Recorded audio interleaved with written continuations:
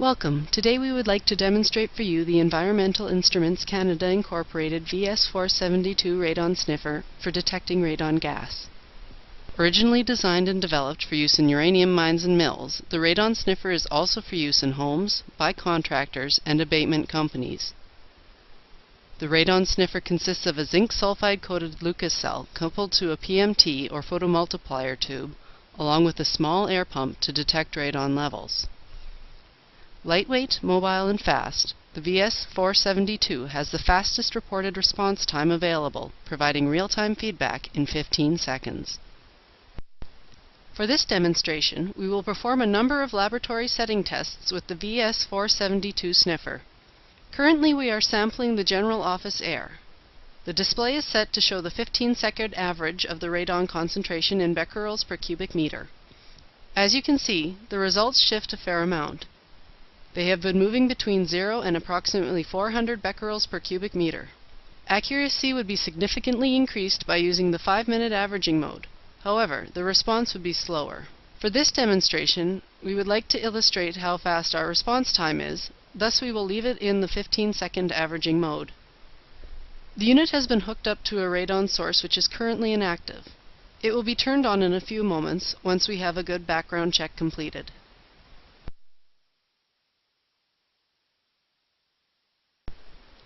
Once the source is turned on, it will take a few seconds for the radon to enter the cell.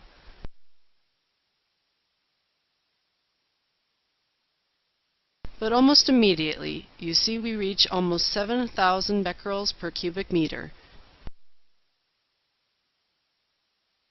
Dividing the number you see by 37 will calculate the picocuries per liter.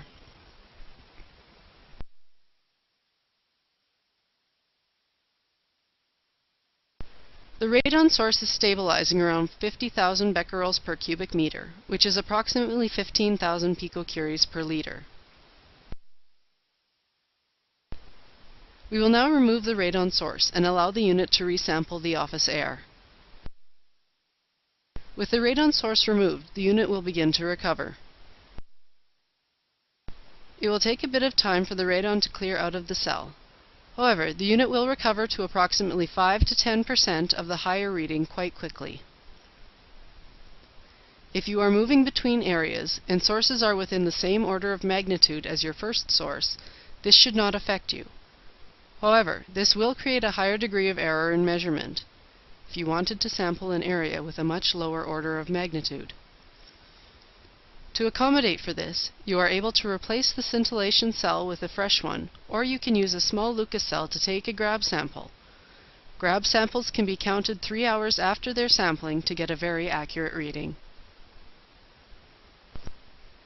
While we wait for the VS472 to finish its sample, we would like to draw your attention to some of the important features and technical details of the unit.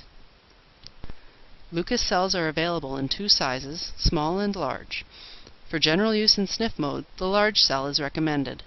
The small cells are intended for taking grab samples that can be counted later. Attaching a small cell to the sniffer requires that you also attach the Lucas cell retainer in order to block extra light from reaching the PMT. The retainer bracket will firmly hold the cells in place on the unit, also ensuring that extra light does not reach the PMT and is held on by 2 screws. In the situation where you may need to switch between multiple cells quickly, a bungee cord can be used in place of the bracket to maintain stability while allowing for easier attachment and removal.